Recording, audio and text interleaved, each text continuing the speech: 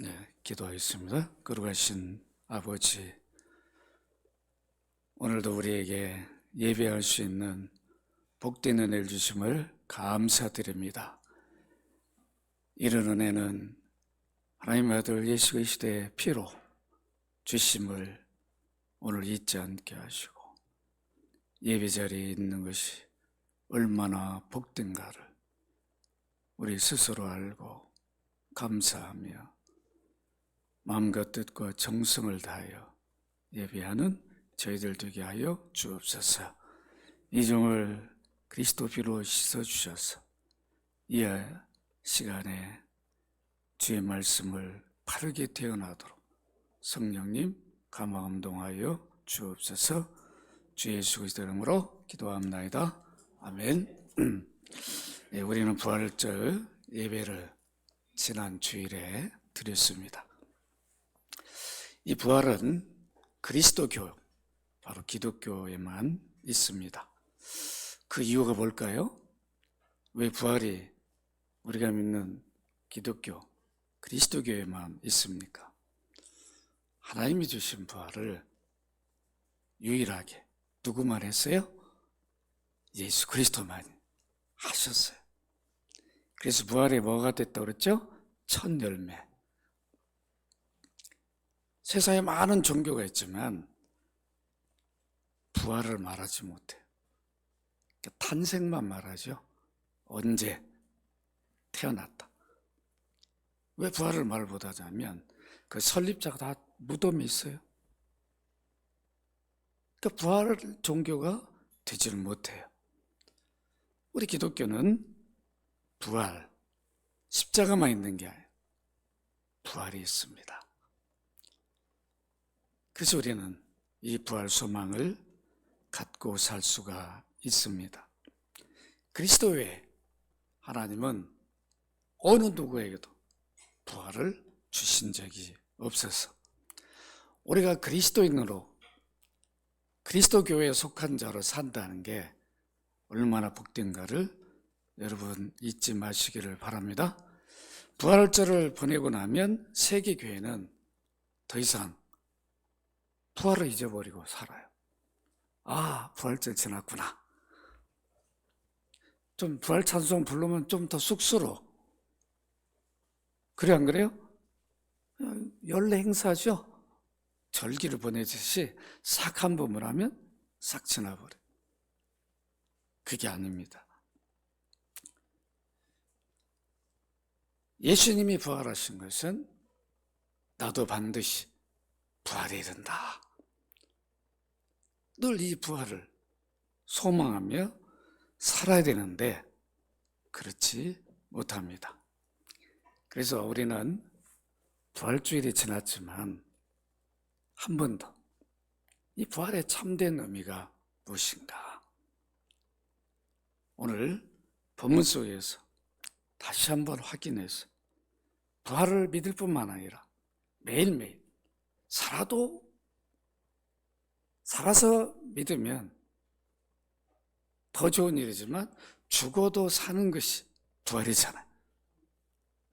살아서 믿으면 영원히 죽지 않아요. 이게 부활인데 부활의 진정한 의미를 모르면 그게 무슨 말인가? 이렇게 됩니다. 여러분 사도행전 2장 24절 함께 다시 한번 읽도록 합시다. 시작.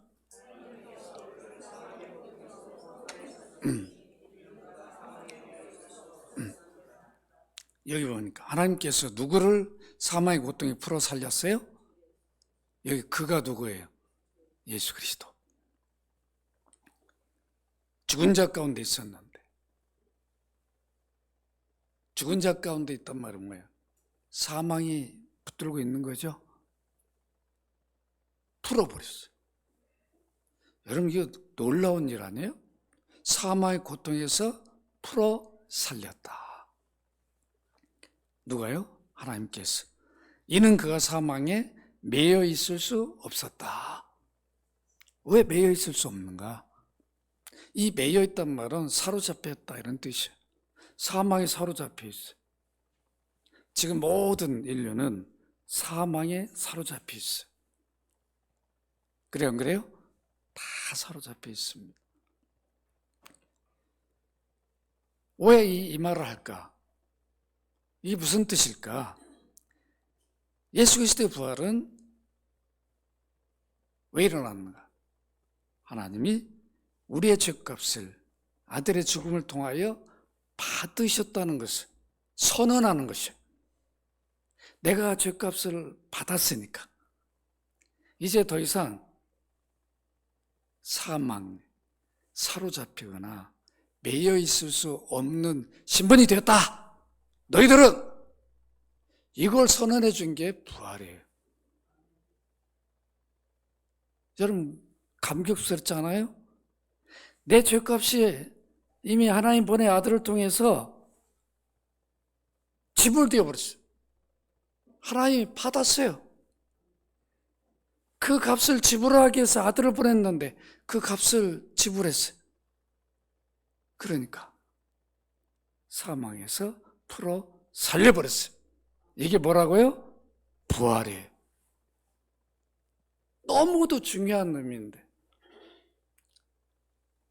우린 부활 때 이런 걸 놓치고 지나가는 경우가 많죠. 그냥 부활을 했구나. 부활할 거다. 이게 아니라고. 내 죄값이 지불되었다. 이런 감격을 가져. 하나님이 내 죄값을 아들을 통해서 받으셨다. 나는 죄인이 아니고 의인이다. 이렇게 살라는 거예요. 부활을 보면서. 그러니까 나도 반드시 예수님처럼 부활할 거다. 이런 감격 속에 살도록 예수님을 사망 가운데 있는 죽은 자 가운데 있는 예수를 풀어버렸어. 사망을. 여러분 이게 보통 사건입니까? 이 사건이 이게 보통 사건이죠. 우주적 사건 아니에요. 그래서 부활을 전 세계가 그리스도 교회가 부활을 그냥 보낼 수 없는 거죠. 그런데 이런 중요한 의미를 우리가 이 한 절 속에서 늘 확인하고 살아가야 돼요. 이렇게 중요한 의미가 부활이구나. 내 죄값이 지불되어서 하나님이 아들을 통해서 받았단 말이에요. 그러니까 더 이상 사망이 왕노릇 못하게 만들었어요. 이런 은혜를 우리가 입었습니다. 사망에 사로잡혀 있다는 말은 계속 죽어 있는 상태를 말해요. 계속 죽어 있어요. 그러니까 우리 인류의 죽음은 죄값을 지불하는 죽음이 아니니까 어떻게 돼요? 계속 죽어 있어요. 사망에 사로잡혀 있어요. 매여 있다고요.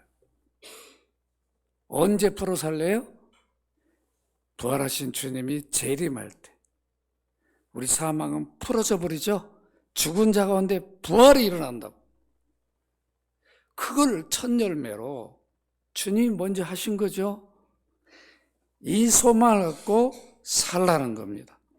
이렇게 성경 저자 중에 부활의 참된 의미를 바르게 제시한 사도는 베드로예요.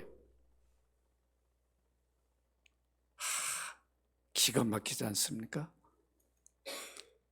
여러분들이 이 말씀을 늘 암송하고 살아야 됩니다. 1년 후에 죽음의 지배를 받게 되었습니까? 여러분 죽음이 고통이 아니에요? 고통이 아니에요. 아닌가 보네. 죽음이 고통이에요. 인류에게 이것처럼 고통이 없어요. 아무리 부모님이 100세 이상을 살고 우리가 바라던 하늘나라를 가도 아쉽고 힘들고 그래요. 그래 안 그래요? 그렇다. 늘 함께 살았는데 늘 눈 뜨면 볼 수 있었는데 그 하늘나라 가서 우리가 상상할 수 없는 그런 영광을 누리고 있을지라도 우리는 헤어진 이런 것 때문에 힘들어요. 그렇죠? 그뿐입니까? 가장 사랑했던 남편, 아내를 먼저 보내봐요. 하늘나라 가서. 그 죽음 때문에, 사망 때문에 오는 고통은 그 당해본 사람 아는 거죠? 그거 모른다고. 또 자녀들이, 형제들이 또 가서 봐요. 그 고통은 뭐 말을 할 수가 없는 거죠. 이게 바로 사망이라 하는 거예요. 죽음이라 하는 이 고통. 이 고통을 누가 해방하고 풀어줄 수 있는가?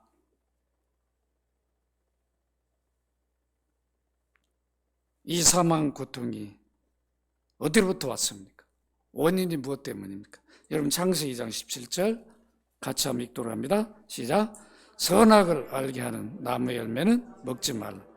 네가 먹는 날엔 반드시 죽으리라 하시니라. 아담이 인류의 대표자였어요. 이미 이제 아담을 통해서 많은 후손들이 있을 것을 약속합니다. 그 약속을 주시고 아담에게 언약을 맺어요.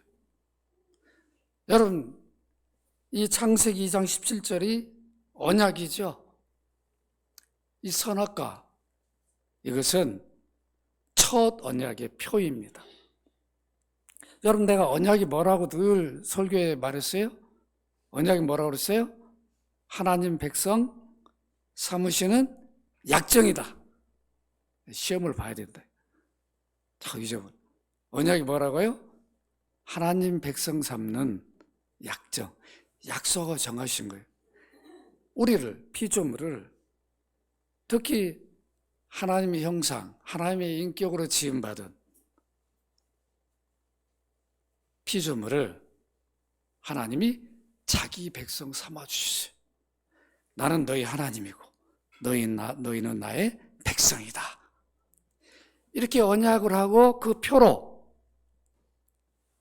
에덴 동산의 중앙에 있는 선악과로 지목을 하셨어요. 그리고 다른 건 다 먹으라고 그랬어요. 다 누려라. 내가 너희한테 다 맡긴다. 다스려라. 중앙에 있는 요것만 먹지 마라.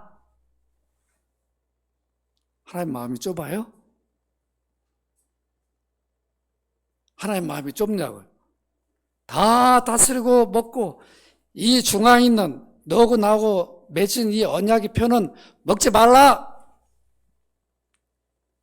그랬으면 너무 감사한 거 아니에요.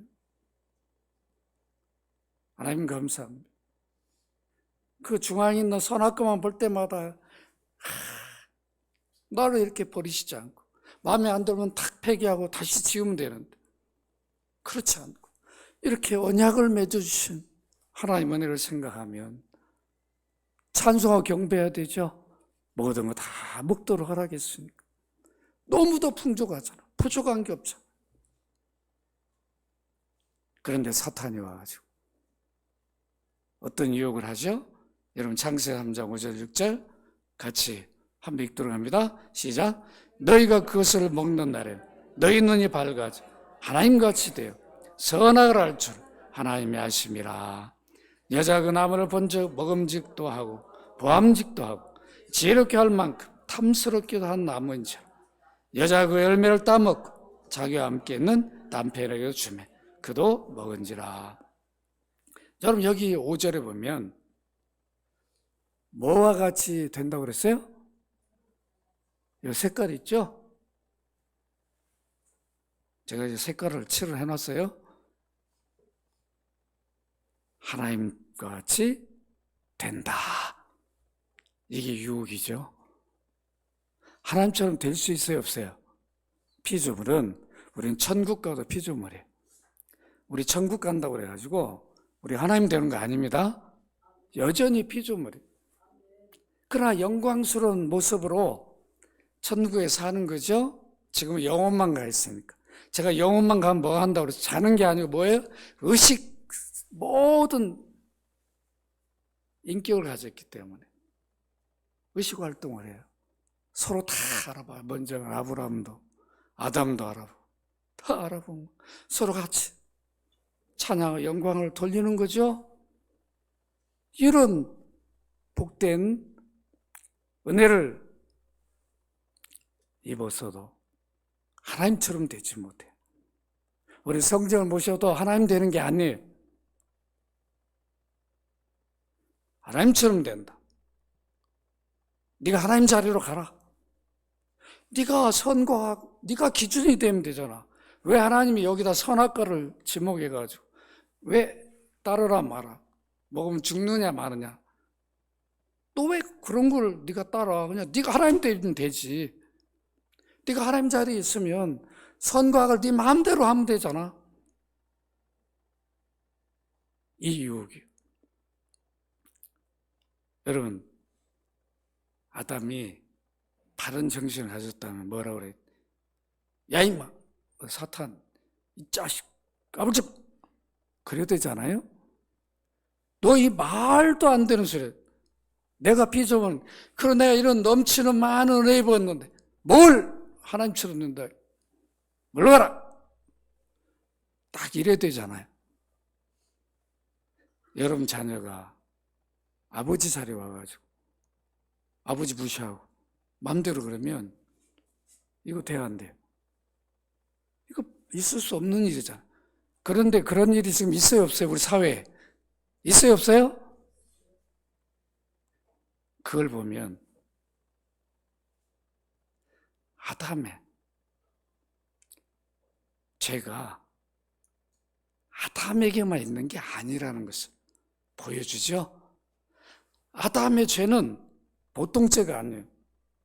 뭐 그냥 과일 하나 먹었다고 죽이는가, 인류를 다 죽이는가 그런 뜻이 아니라 하나님처럼 어떻게 피조물이 창조주 하나님이 되려고 했으니까 무슨 죄예요? 반역죄란 말. 따라서 아담의 죄는 반역죄다.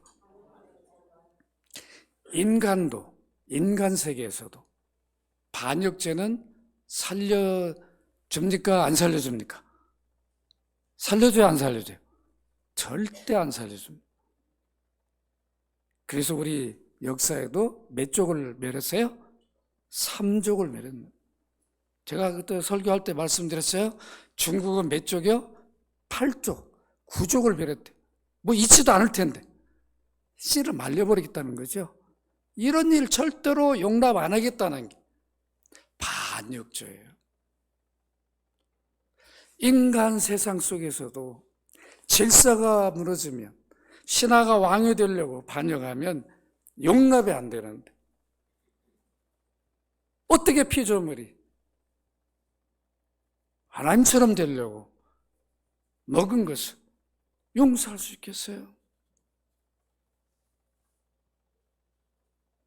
뭐가 부족하냐고. 다 줬는데. 우린 그랬잖아요. 우리는 하나님 자리에 가가지고 뭐 이거 선악과 왜 만들었냐고 막 이런다고. 자기가 하나님 된 거죠. 그래 안 그래요? 자기가 하나님 자리에 간 거예요. 아니 선악과 왜 만들어? 이 말은 뭐예요? 기준이 뭡니까? 창조자 피조물의 기준이 성경에 딱 요거 하나요. 하나님이 먹지 말라 이렇게 명령한 이 부분인데 왜 이런 거 하십니까? 이렇게 말하면 자기가 하나님 자리에 가버리는 거죠. 우리가 이런 일 많이 합니다. 조심해야 되는 거죠. 하나님 자리. 우리 인생에 내가 주인이 되면 내가 하나님 자리에 가는 거죠. 그래 안 그래요?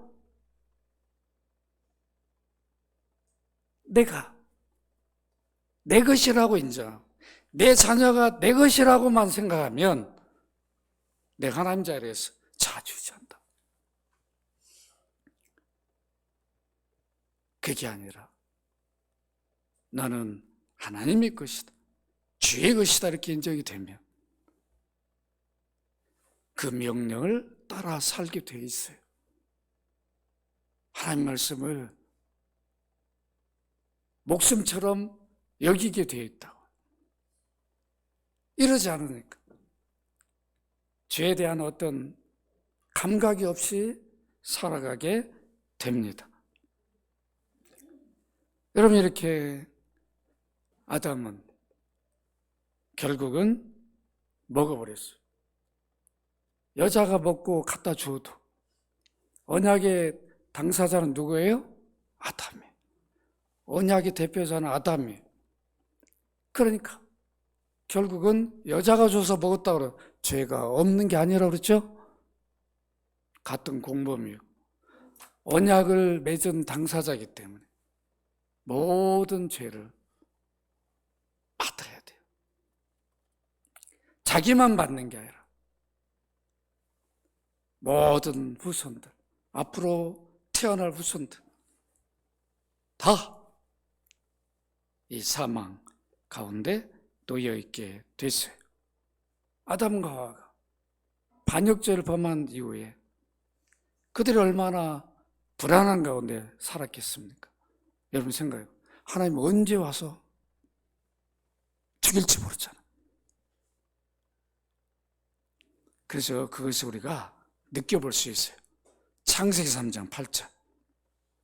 범죄한 다음에 아담 하와가 어떤 모습인가 같이 한번 읽어보십시다. 시작. 그들이 그날 바람이 불 때 동산이 거니시는 여호와 하나님 소리를 듣고 아담은 그 아내가 여호와 하나님 낯을 피하여 동산 나무 사이에 숨은지라. 왜 숨었어요? 먹으면 죽는다 했는데 먹어버렸잖아요. 이제 하나님의 벌이 어떻게 내릴지 모르니 갑자기 하나님 소리가 딱 나니까 꼭꼭 숨어라. 머리카락 보이면 안 되는 거죠? 하나님 몰라요? 이게 인간의 어리석음이에요. 죄를 지면 늘 숨기려고 하는 게 있죠. 다 숨기려고 해요. 하나님 다 보는데도, 다 보고 계신데도 우리는 다 숨기려는 속성이 아담이 가졌던 그 속성인데 그걸 우리는 그대로 갖고 있어요. 이렇게 여러분들 죄가 우리 안에 들어와 있게 됐습니다. 아담은 몇 살까지 살았어요? 930세. 930세. 그래도 아담이 범죄 반역죄를 지은 얼마 있다가 하나님 찾아오셔가지고 벌을 주면서도 아담에게 어떤 약속을 줘요? 메시아를 약속해요. 두려워하지 않고 메시아를 믿고 소망하며 살도록 여자의 후손을 약속하죠. 여자의 후손이 뭐예요? 여자의 몸에서 태어날 하나님의 아들 예수 그리스도를 말하죠. 우리처럼 그가 예수 그리스도라는 것을 아담은 알지 못했어요. 그러나 그 약속을 소망하며 살지만 얼마나 불안했겠냐고. 언제 하나님이 죽음을 집행할지 모르니까 늘 하나님이 찾아오셔도 두려운 거죠. 불안한 거죠. 이 자체가 뭐예요? 사망이 지배하고 있으니 고통이라고요. 여러분 이해가 되죠? 그게 고통이라고. 930년을 장수하면서 여러분 잘 모른다. 건강한 분들은 잘 몰라요. 정말 이제 어려운 지경이 있는 분들은 한 시간이 이 초가 가는 모습이 보여요.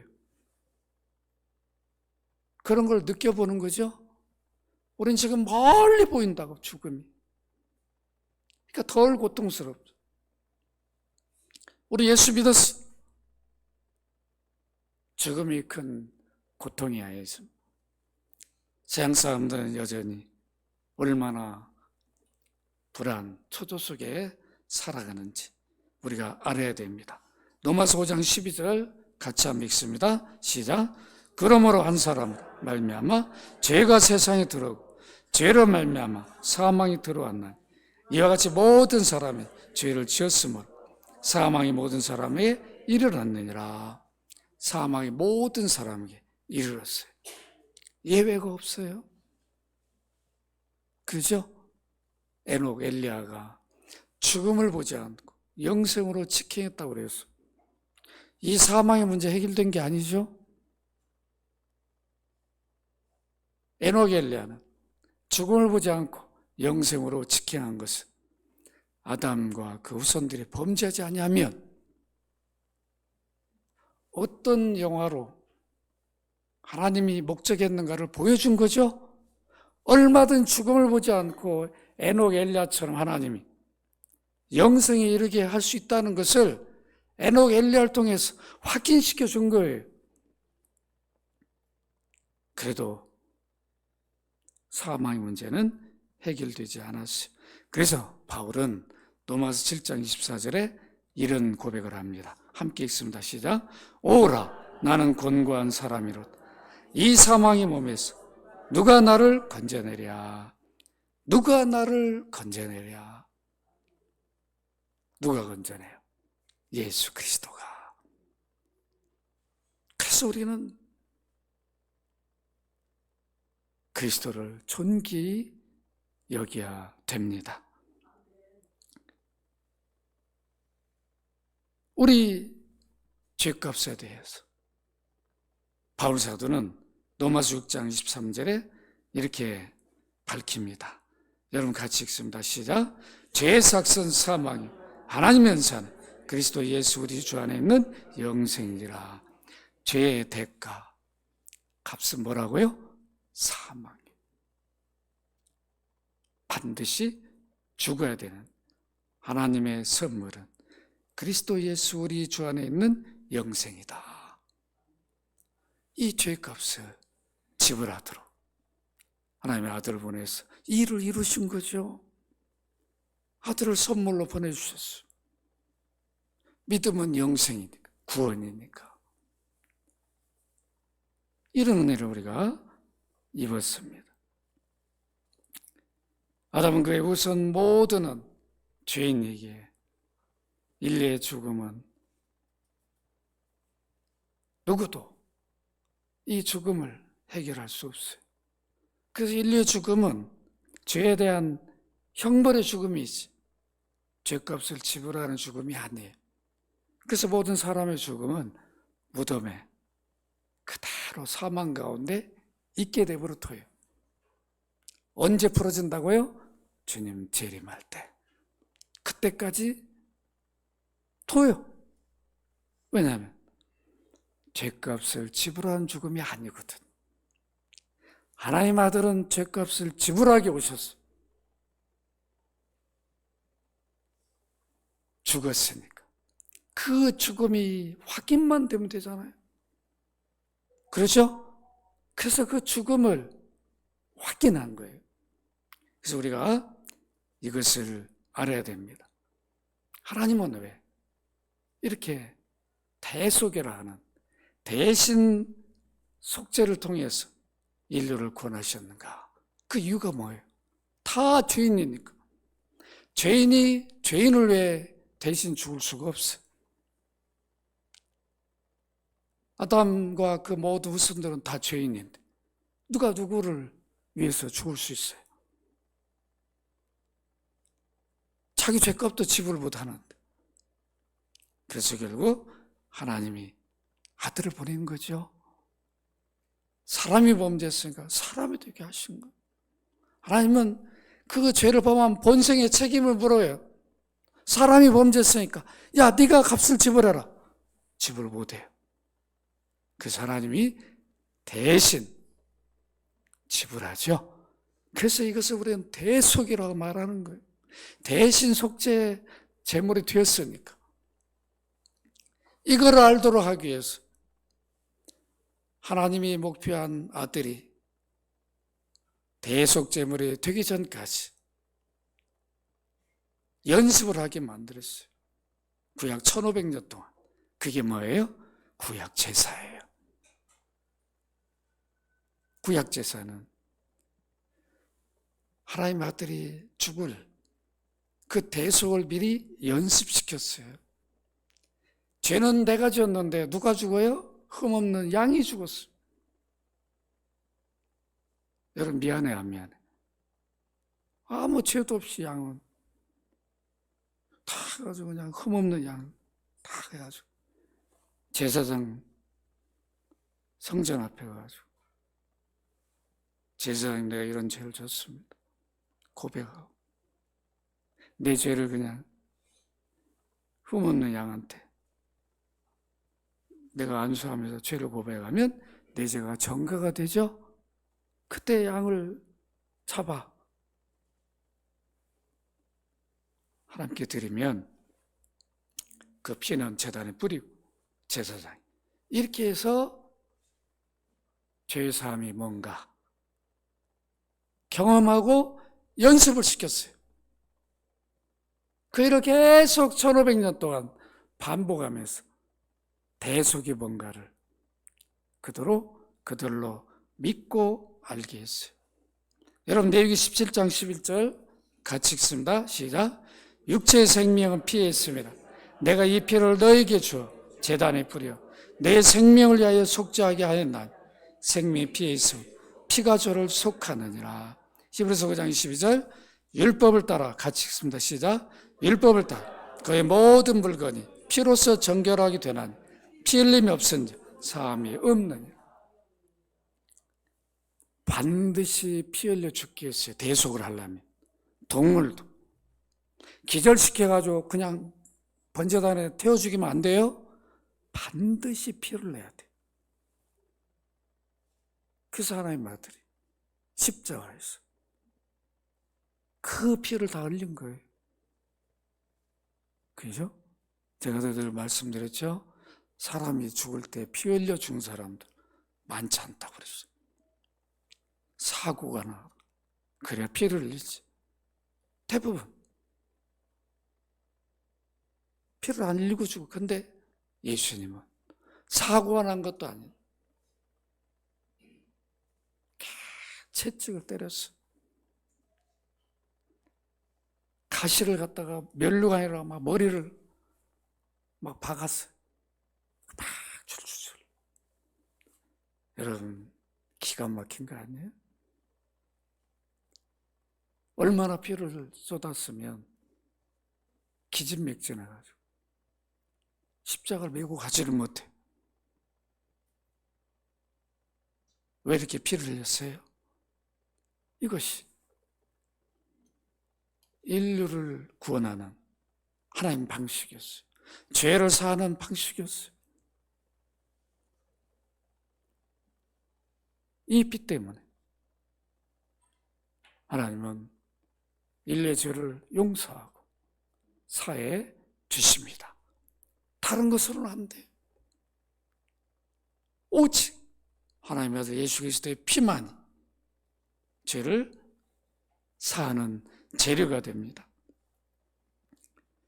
이렇게 구약의 모든 제사를 완성자로 오셨고 모든 인류의 죄책을 짊어지시고 십자가에 죽으십니다. 그래서 요한복음 1장 29절 세례 요한은 예수님이 이렇게 고백합니다. 세상을 소개합니다. 시작. 이튿날 요한 예수께서 자기에게 나오심을 보고 이르되 보라 세상 죄를 지고 가는 하나님의 어린 양이로다. 누가 준비한 어린 양이에요? 하나님이 준비한. 예수 그리스도는 사람이 범죄한 사람이 준비한 게 아니고 제사장이 준비한 제물이 아니고 하나님이 인류의 죄를 대속하도록 친히 준비한 제물이에요. 세상의 모든 죄를 짊어지시고 대신 죄값을 지불해 주셨어요. 그래서 로마서 6장 10절 같이 읽습니다. 시작. 그가 죽으시면 죄에 대해 단번에 죽으시며 그가 살아계시면 하나님께 대해 살아계십니다. 여기 그는 누구예요? 예수 그리스도가. 예수 그리스도가 죽으시면 죄에 대해 단번에 죽으십니다. 우리 죄값을 지불하기 위해서 단번에 죽었습니다. 히브리서 9장 12절 같이 읽습니다. 시작. 염소와 송아지의 피로 하지 아니하고 오직 자기의 피로 영원한 속죄를 이루사 단번에 성소에 들어가셨느니라. 염소와 송아지의 피로 하지 아니했어요. 그리스도 자기의 피로 우리의 구원을 위해. 그래서 우리가 성소에 마음대로 들어가도록. 우린 구약 같으면 성전 가지도 못하죠. 이방인이라 들어가지도 못해. 예수님이 십자가로 죽으셨을 때 성전 휘장이 찢어져 버렸죠. 구분을 없애버렸어요. 이제 누구나 이제는 제사장이 되었어. 네 지파가 아니라 누구나 예수 믿는 사람은 제사장이 되어 직접 기도하고 예배하는 이 은혜를 누리게 했다고요. 이게 우리가 그리스도 공로로 받은 복된 은혜입니다. 이렇게 하나님은 아들을 보내주시고 끝난 게 아니라 사람이 되게 하고 십자가에 찢겨 피 흘려 죽게 해서 완전한 제사로 받으셨어요. 완전한 제사로 받았어요. 완전한 제사로 받으려면 뭐가 확인돼야 돼요? 죽음이 확인돼야 돼요. 그래서 예수님이 십자가에 죽었는데 죽었구나 이렇게 끝나지 않았어요. 반드시 확인시켰어요. 그것도 제자들이 확인한 게 아니에요. 로마 병사들에게 확인하게 했어요. 여러분 요한복음 19장 32절 34절 같이 읽습니다. 시작. 군인들이 가서 예수와 함께 못 박힌 첫째 사람과 또 그 다른 사람의 다리를 꺾고 예수께 일어나서는 이미 죽으신 것을 보고 다리를 꺾지 아니하고 그중 한 군인이 창으로 옆구리를 찌르니 그 피와 불이 나오더라. 여러분 왜 옆구리를 찔렀어요? 지금 기절했는지 죽은 척 하는지 팍 찍으려면 여러분 어때요? 옆구리 창이 딱 들었는데 기절한 사람이 그래도 참아야죠. 아이고 이래요? 옆구리를 찌르니까 피를 안 흘리는 사람 같으면 어떻게 돼요? 이 심장이 있는 피가 터질 거 아니에요? 예수님 다 쏟아버렸습니다. 피가 없는 거예요. 물이 나왔어요. 이 말은 뭐예요? 완전히 죽었구나. 이 창을 찌른 사람이 갔네 죽었네. 확인할 필요도 없어. 끝났어. 이제 못 살아. 이런 뜻이에요 이게. 더 이상 살 수 없다는 거죠. 옆구리 창을 찔른 살아있는 사람도 옆구리 창에 찔러 지금 십자가 매달린 멀쩡한 사람도 창에 찔르면 죽는 거 아니에요? 더 이상 살 수 없는. 산다는 건 이런 기적이죠? 전혀 100% 가능성이 없는. 이걸 확인했어요. 이것도 부족해요. 우리 인간이요 얼마나 무서운지 몰라요. 보고도 안 봤다고 그래요. 오늘 여러분 우리 사회가 분별력이 없어져 버렸잖아요. 누가 죄인지 기준이 없어져 버렸어. 죄 지은 사람도 큰 소리 쳐버려. 이거 참 이거 큰일 났습니다. 그렇죠? 여러분 아무리 로마 병사가 확인해도 야고 죽었어. 내가 확인했어. 내가 창을 찔렀어. 그러자 난 못 믿어. 그렇게 하고서 살아나잖아요. 그럼 죽은 게 아니었구나. 너 창 잘못 찔렀구나. 이게 우리 인간이에요. 타락한 본성은 다 보여줘도 꼭 아니라고 하는 사람이 있어요. 그런 사람 때문에, 이 가짜뉴스 때문에 어렵죠? 오늘날 우리 이게 뭐가 팩트인지를 알 수가 없어. 아니면 말고잖아요. 그때도 그랬어요. 그러니까 어떻게 됩니까? 죽었으면 끝이 아니라, 여러분 어떻게 해요? 장사를 지내야 되죠? 장사를 지내야 사망이 확인이 되는 거예요. 그래서 여러분 마태복음 27장 57절 60절 같이 한번 확인해 보십시다. 시작. 저물었을 때 아리마대의 부자 요셉이라는 사람이 왔으니 그도 예수의 제자라. 빌라도에 가서 예수의 시체를 달라고 하니 이에 빌라도가 내주라 명하거늘 요셉의 시체를 가져다 깨끗한 세마포로 싸서 바위 속에 판 자기 새 무덤에 넣어두고 큰 돌로 굴려 무덤 문에 놓고 가니. 장사를 지냈어요, 안 지냈어요? 그것도 이 아리마대 요셉, 유대 관원이에요. 높은 직책을 가진 사람. 이 사람이 예수를 믿었죠. 처음에는 안 믿었는데 나중에 믿었다. 자기가 들어갈 무덤에 내 우리 주님이 지금 무덤도 없는데 내가 장사할 테니까 달라고. 다른 사람 같으면 제자들 달라고 하면 제자들은 뭐 거기 뭐 모시고 갈 무덤도 없잖아요. 그러니까 달란 말도 못하죠. 무서워 다 도망쳤는데. 그래도 직책이 있는 아리마대 요셉이 빌라도에게 주세요. 내가 모시겠다고. 이렇게 해서 장사를 지냅니다. 이거로 끝입니까? 또 희한한 사람들이 있어요. 여러분 보시라고. 이거 참 기가 막힌 일들이 많습니다. 여러분 마태복음 27장 62절 66절 같이 한번 읽습니다. 시작. 그 이튿날 준비일 다음 날이라 대제사장들 바리새인들이 함께 빌라도에게 모여 이르되 주여 저 속이던 자가 살아있을 때 말하되 내가 사흘 후에 다시 살아나라 한 것을 우리가 기억하오니 그러므로 명령하여 그 무덤을 사흘까지 굳게 지키게 하소서. 그의 제자들이 와서 시체를 두둑질하여 가고 백성에게 말하되 그가 죽은 자 가운데 살아났다 하면 후에 소금이 전보다 더 클까 하나이다 하니 빌라도가 이르되 너희에게 경비병이 있으니 가서 힘대로 굳게 지키게 하거든. 그들이 경비와 함께 가서 도로 임병하고 무덤에 굳게 지키니라. 여러분 이렇게 무덤에 있다가도 바로 살아나오면 죽었다고 인정이 안 해요? 안 해요. 또 제자들이 또 기절한 거 이렇게 어디 훔쳐가가지고 기절했는데 했구만 이러죠. 인간의 부패한 본성은 이렇게 무서워요.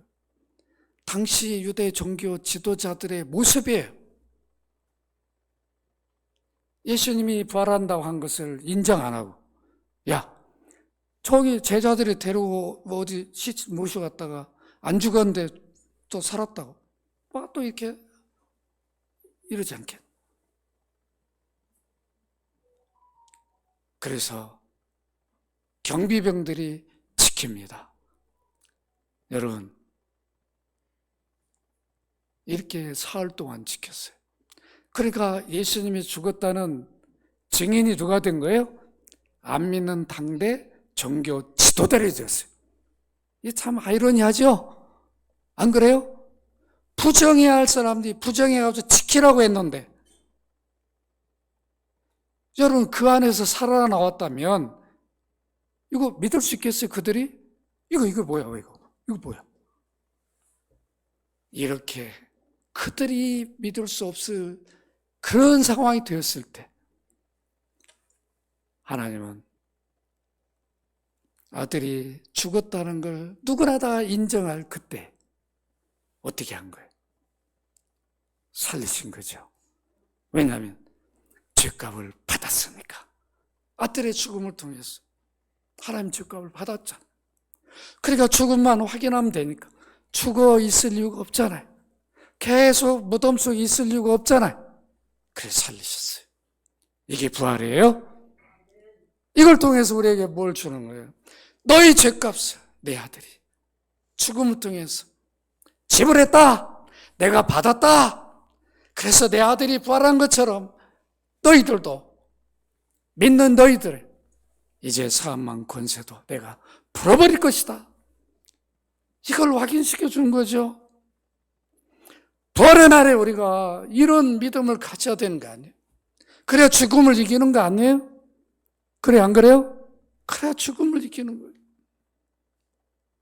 내가 이런 복을 받은 자구나.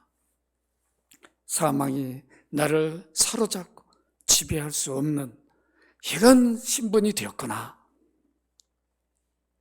이 부활의 나라에 이런 감격을 가져야 되는데, 그냥 계란 가지고 그냥 이거 하나 드세요, 잡수세요, 이러니까 그냥 무슨 의미가 있나? 이게 우리 부활이에요, 오늘날. 그러니까 이런 부활 신앙을 기독교가 못 갖고 있는 거죠. 부활도 없는 것처럼 살아가는 거예요. 참 안타깝잖아요. 말씀을 했습니다. 여러분, 우리는 언제 사망이 풀어진다고 그랬죠? 부활하신 주님이 재림하실 때. 그때 이 땅에 살아있다면 그대로 부활해요. 지금 80, 70 되신 분들이 그냥 얼굴에 주름 있는 대로 부활하는 게 아니에요? 가장 예뻤던 모습. 아마 여러분도 다 있었을 거예요. 야, 난 그때는 참 예뻤는데. 그런 때가 있죠? 그 모습으로. 그보다 더 멋지게 부활해요. 별로 안 좋아하는 것 같아. 부활합니다. 그 모습으로 부활해요. 이미 영과 육이 분리되어서 영혼만 하늘나라 가고 육은 땅으로 가서 다 사라졌어도 티끌로, 먼지로 우리를 지으셨잖아요. 그래서 다시 주님 재림할 때 그 사망을 풀어버리는 거죠. 죽은 자 가운데 일어 세워버리는 거죠. 영과 육이 그는 동시에 만나가지고 부활의 몸으로, 신령한 몸으로 부활하게 돼요. 그러니까 부활의 몸은 지금 영혼이 하늘나라 간 거하고 부활의 몸으로 완성된 하늘나라에 사는 거하고는 비교가 안 되는 거죠. 지금 영혼만 간 것도 너무도 행복하고 좋은 일이죠. 부활의 몸으로 영광스럽게 함께 모든 영광을 누리는 것하고 비교가 안 되는 거죠. 그러니까 이것을 소망하며 살라, 이렇게 말씀한 거예요. 여러분 아시겠죠? 이 소망을 가지고 우리가 살아야 돼요. 세상 욕심 버리시기 바랍니다. 여러분 한번 읽어보십시오. 야고보 1장 15절 같이 한번 읽습니다. 시작. 욕심이 잉태한 자 죄를 낳고 죄가 장성한 자 사망을 낳느니라. 요한일서 2장 16절 같이 읽습니다. 시작. 이는 세상에 있는 모든 것이 육신의 정욕과 안목의 정욕과 이생의 사랑이니 다 아버지로부터 온 것이 아니요 세상으로부터 온 것이라. 우리 예수 믿어도 아직도 세상 것을, 그게 우리 삶의 기준이죠. 이게 막 있어야 된다고 생각해요. 그럴 필요가 없어요. 저는 다 버려버렸어요. 저는 그런 거 관심도 없어요. 뭐 해외에 막 가는 것도 관심도 없어요. 내가 독일도 안 갔잖아. 미안하지만 오락에도 안 갔어. 관심도 없어요.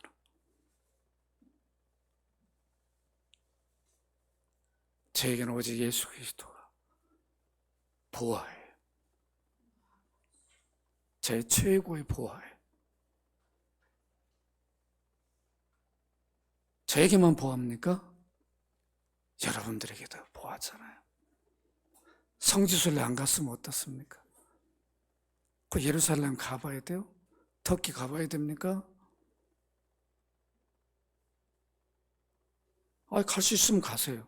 가지 말라는 게 아니라 저는 안 갔으니까.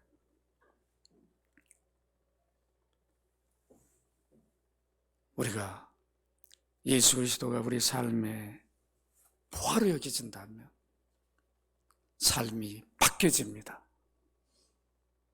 친구를 만나도 바뀌어진 모습으로 보여져요. 친구들이 감히 함부로 못 대합니다. 아무리 친구라 해도 말을 터놓고 야 이놈아 했던 친구도 다릅니다. 다르게 대합니다. 오늘 우리가 예배할 때는 그런 모습을 보였는데 직장 가운데서, 사업장에서, 학교에서는 그런 모습을 우리가 살지 못했어요.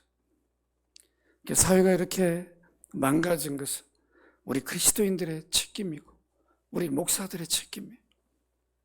제대로 안 가르친 책임이에요.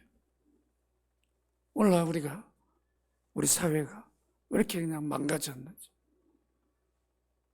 남을 탓할 이유가 없어요. 이게 다 저의 모습이에요. 회개해야 되는 거죠. 회개라는 게 뭐예요? 우리 한국교회는 입술로만 회개해요. 입술. 저야 내가 이런 죄를 졌습니다. 이런 죄를 졌습니다. 딱 그냥 기도하고 끝나면 없어. 또죠. 그게 아니라 진정한 회개는 방향을 돌이키는 거예요. 죄를 그냥 끊어버려야 되는 거죠. 멀리 해버려야 되는 거예요. 던져버려야 되는 거죠.